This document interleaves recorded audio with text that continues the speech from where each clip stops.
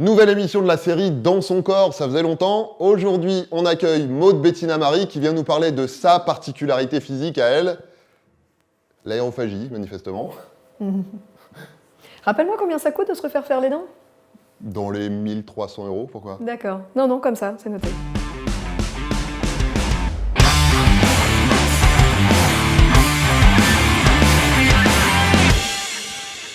Maude est comédienne, autrice et youtubeuse sur sa chaîne perso et sur Parlons peu mais parlons. Maude, salut. Salut Julien. Comment vas-tu? Très bien. Bon, est-ce que tu peux nous dire quelle est ta particularité physique? Oui, j'ai des problèmes de digestion en ce moment. Non, j'ai de l'endométriose. En 3 mots, tu peux dire en quoi ça consiste Oh ou la pas? vache. Alors, si je me trompe pas, c'est des tissus de l'endomètre qui se retrouvent ailleurs que dans l'endomètre et qui n'ont rien à faire là. Genre dans les ovaires, dans les intestins, dans le rectum, etc. Et qui saignent pendant les règles, sauf que ça s'écoule pas et ça fait hyper mal. En gros, je crois que je me trompe pas trop. L'endométriose, c'est une maladie qui touche l'endomètre, c'est-à-dire la muqueuse qui tapisse l'intérieur de l'utérus. Ce qui se passe, c'est que les cellules de l'endomètre migrent et vont se fixer sur d'autres organes autour. Est-ce que tu te souviens à quel moment tu t'es rendu compte que tu avais un truc, qu'il y avait un truc qui était un peu... Eh ben non. Non. Je me souviens que j'ai toujours eu mal et que je pensais qu'on avait toujours mal comme ça pendant les règles. Quand j'ai dit à ma mère que j'avais de l'endométriose, elle m'a dit oui, effectivement, c'est vrai que t'avais des grosses douleurs, mais on s'est jamais posé la question. Personne ne m'avait jamais parlé d'endométriose, donc j'avais jamais entendu ce mot. J'ai dû remarquer à un moment que j'avais plus mal que la plupart de mes copines, qui me disaient que c'est hyper costaud tes douleurs de règles, au point d'annuler des rendez-vous, au point de... Ouais. Il y avait des moments où je pouvais pas me lever, des trucs comme ça. On a tous entendu des trucs pour dire « ouais, les règles, ça fait mal ». Et je me disais « oui, effectivement, les règles, ça fait mal, oh là là, c'est hyper douloureux ». Et je pense qu'à un moment, il y a 2-3 personnes qui se sont dit « ça, c'est pas autant, c'est peut-être pas normal que ce soit autant ». L'endométriose touche environ une femme sur 10 entre la puberté et la ménopause et provoque des fortes douleurs au moment des règles, voire une infertilité.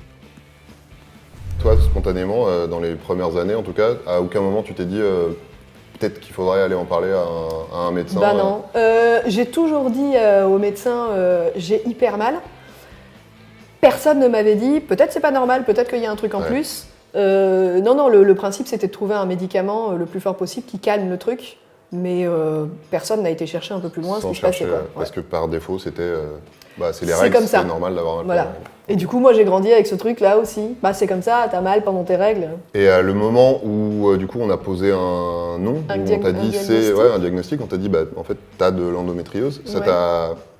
Est-ce que tu te souviens si ça t'a fait quelque chose de particulier? Alors en fait, comme j'ai tendance à être un peu parano par moment, et de me dire bon Maude c'est pas très grave, j'ai appris à me dire non mais c'est pas ça, c'est pas grave, etc. Jusqu'à ce que je passe l'IRM, même pendant les 20 minutes de l'IRM, j'étais en train de me dire mais Maude, tu vas encore... tu perds encore ton temps, c'est n'importe quoi, on va te dire qu'il n'y a rien, etc. Comme quand tu as fait ta fibroscopie, comme quand tu as fait, etc. Et en fait, je suis un peu tombée sur le cul quand on m'a dit en fait, il y a de l'endométriose, il y en a là, il y en a là, il y en a là. Donc je me suis dit, en fait, je ne suis pas folle. Parce que j'ai l'impression il y a un peu ce truc-là quand même avec les nanas, quoi. Oui, bon, ça va, le cliché de l'hystérique qui a ses règles et qui a super mal, on est un peu conditionné quand même dans ce truc-là. Et en fait, non, il y a une vraie raison médicale qui s'appelle l'endométriose et qui me provoque ces douleurs-là. Donc, j'ai pas été soulagée spécialement. Ouais, mais ça doit être particulier comme... Si, alors après, ça justifie tes douleurs et tu te dis, ah d'accord, ok, tu revois, tu vois, tes 20 ans de règles et tu te dis, ah oui, d'accord, ok, ça devait être ça depuis un certain nombre d'années du coup. Parce que je suis incapable de dire à quel moment j'ai développé ça. Le radiologue me disait que ça faisait sûrement très longtemps que c'était là. Et que ça évolue, mais ça évolue lentement, quoi. Mis à part ça, je me suis dit, bon, ok, il y a un diagnostic posé, qu'est-ce que je fais de cette information? Depuis, ça a changé quelque chose? T'as eu des traitements? T'as eu quelque chose pour atténuer les douleurs? Non. Rien, parce que j'ai appris ça le 21 juin dernier, et le 19 juillet, je tombais enceinte, donc... Oui, déjà, t'étais tranquille niveau règles pendant 9 mois, quoi. Et au niveau grossesse, ça n'a pas d'incidence? Non, mais t'as toujours un peu des douleurs de règles enceinte parce que ça tire sur les ligaments, il faut de la place. Pour se faire une idée de ce que ça peut donner, donc évidemment, tu n'as pas de comparaison avec quelqu'un qui aurait des règles classiques, entre guillemets, mais en termes de douleur, à quel point c'est handicapant pour toi? Et est-ce que tu as l'impression, justement, le fait qu'il y ait des tissus un peu partout, est-ce que tu as l'impression que c'est quelque chose qui est diffus et tu as des douleurs un peu partout ou tu as l'impression que c'est quand même super localisé? Non, j'ai quand même l'impression que c'est hyper localisé. Ok.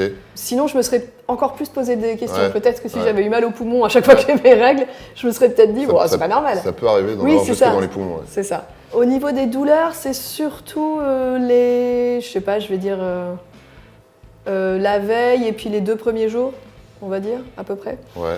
Alors pareil, ça dépend des mois. Je sais pas pourquoi, un état de fatigue en plus, je sais pas exactement. Mais c'est handicapant au point de te bloquer chez toi et d'annuler tout rendez-vous, y compris professionnel. Ça m'est arrivé d'avoir à annuler un rendez-vous que j'attendais pourtant depuis longtemps, etc. Et on n'a pas le réflexe. Il y a un truc, je trouve, enfin, quand je discute avec des copines, il y a un truc très féminin, c'est que tous les mois, on oublie qu'on va avoir nos règles. Et en fait, il faudrait ne jamais prendre de rendez-vous important, soit juste avant, soit pendant, on va dire, il y a une semaine, qui est un peu bancale. Et ben, il faudrait qu'on arrête de prendre des rendez-vous hyper importants et qu'on arrive à se dire, alors cette semaine-là, c'est compliqué pour moi. Ouais. On n'a pas justifié pourquoi, je vais avoir mes règles, j'ai l'endométriose, je vais avoir mal, je vais sûrement annuler, ou alors ça va très mal se passer, donc on va pas le faire pendant cette période-là. Ouais. Mais ouais, annuler des trucs importants, annuler des trucs moins importants, comme aller boire des coups, c'est pas très grave.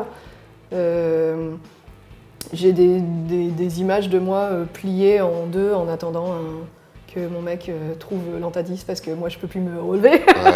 Des trucs comme ça, quoi. Ouais, donc c'est vraiment, enfin on est sur des douleurs qui sont... Ouais, c'est des douleurs costauds. C'est-à-dire qu'on m'a dit, j'ai déjà entendu dire l'accouchement, c'est des douleurs de règles puissance 10, mais à chaque fois on précise, et en même temps toi tu as de l'endométriose, alors ça sera peut-être puissance 5.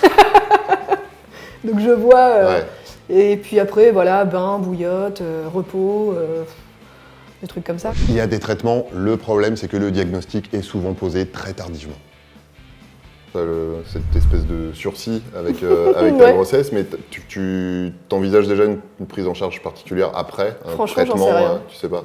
J'en sais rien parce que c'est chiant, en fait, que ce soit, on m'a dit, soit il faut opérer pour gratter tous les trucs, soit on fait des trous pour voir si dans tous les cas tout va bien, etc. La chance que j'ai, je touche de tout ce qu'on veut, du bois, du singe, c'est que j'en ai pas dans les trompes. Ouais. Et du coup, ça circule, c'est pour ça que j'ai pu tomber enceinte. Oui, parce que ça peut, chez certaines femmes, ça peut... oui, et du coup, ça colle, et du coup, ça passe plus, quoi, en fait. Et moi, j'en ai pas. Je suis tombée enceinte assez facilement, donc je sais pas. C'est tellement chiant, mais j'imagine qu'il y a plein de nanas pour qui ça l'est encore plus. Parce que pareil, on parle d'endométriose, mais il y a des degrés différents. Moi, je pense que j'ai un degré... je dois avoir le degré cool. Et qu'il y a des nanas qui ont des degrés... Tes premiers flocons, tes ceintures blanches d'endométriose. Même si ça évolue un peu, je pense que ce sera jamais aussi... J'ai une copine qui a dû se faire opérer en urgence parce qu'elle a une espèce d'hémorragie, tout a claqué. Oui, ça a rompu. Et là, elle a des cicatrices un peu partout et tout. Et là, c'est beaucoup plus costaud. Voilà, j'ai eu plus de chance qu'elle. Donc, elle, c'était indispensable. Moi, je sais pas. Je verrai... Franchement, si c'est pas indispensable, si je peux refaire un deuxième enfant facilement et si c'est les mêmes douleurs, je pense que je vais faire comme ça jusqu'à la ménopause, je pense. Ouais, parce que le plus difficile à supporter dans l'histoire, c'est vraiment les douleurs et le fait que potentiellement ça te fait une période du mois où tu peux... Voilà. Ouais. Donc, c'est ça. Mais c'est arriver à gérer cette période-là, comme je disais, en plus des douleurs et de s'organiser en fonction de cette période-là. En fait, j'avais lu un article d'une nana qui se disait, mais en fait, on devrait, comme nous, on fonctionne par cycle, les hormones qui montent, qui machin, etc. Les nanas, on devrait organiser notre vie un peu en fonction. C'est-à-dire de se dire, ok, là j'ai un rendez-vous hyper important, je me fais en début de mois. Là, je prends du repos parce que j'ai mes règles et d'assumer ce truc-là en fait. C'est fatigant. Tu peux chialer pour rien, t'as mal, etc. T'as du sang qui coule, c'est un peu chiant. Donc, cette période-là, oui, et puis t'avais même des propositions pour créer un congé menstruel. Où Oui, les c'est femmes- ça, 2 jours, enfin elles avaient le droit de prendre 2 jours Ouais, par c'est mois. ça, 2 jours par mois en congé maladie sans perte de... Oui, c'est ça. Encore plus justifié pour les femmes Pour les qui meufs font qui ont de endométriose, l'endométriose. bah, quand t'es plié en 12, de toute façon t'es bonne à pas grand chose, donc bah, autant assumer et se dire bah, le gars change chez moi, merde, ça sert à rien. Est-ce qu'il y a quelque chose que tu avais à dire sur le sujet et que tu n'as pas eu l'occasion de dire? Non, je crois qu'on nous apprend les filles un peu trop à détester nos règles et à détester notre corps quand il a ses règles, de manière générale. Et qu'au contraire, on devrait... alors c'est facile à dire, hein. Bon, on devrait arrêter de se dire ah c'est relou, tous les mois ça fait mal, ah, ça me fait chier, etc. Et de se dire bon bah c'est mon corps qui fonctionne comme ça, d'accepter ça en fait. Et de se dire oui j'ai mal, etc. Mais ça veut dire que tout fonctionne bien, c'est la nature quoi. Et encore plus peut-être quand on a de l'endométriose. Toi, tu as l'impression que ça t'a... De faire la paix avec mon corps? Ouais, bah ouais. Ça a été un avant et un après. Après, voilà, c'est hyper facile à dire, hein, ce truc de on va arrêter de... C'est pas arrêter de s'en plaindre, parce que c'est important de monter, voilà, de se dire non, les gars, l'endométriose, ça existe, ça fait mal, c'est pas normal, etc. Tout ça, c'est important. Et c'est important de prendre en considération les nanas qui ont leurs règles et du coup de potentiellement modifier le planning, etc. Mais c'est important de pas cracher sur son corps, je pense aussi. De pas lui en vouloir, en fait, à ton corps. Ok. En gros. Tu peux en vouloir au mec qui te dit « Ah, ça va, t'as tes règles !» C'est lui qui va prendre, mais pas ton corps. Bon, bah, je pense que c'est un joli mot de la fin. Ok. Eh ben, merci beaucoup, Maud. Bah, merci.